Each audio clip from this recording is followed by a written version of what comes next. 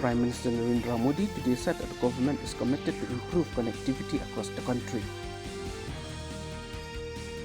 Finance Minister Nirmala Sitharaman today chaired the second pre-budget consultation with various farmer associations and leading agricultural economists in connection with the forthcoming Union Budget 2025-26 in New Delhi.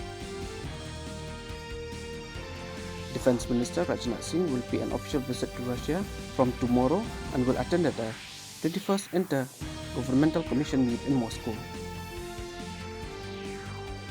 Defense Minister Rajnath Singh today saluted the courage, valor, fortitude and sacrifice of Indian Armed Force on the occasions of the Armed Force Flag Day.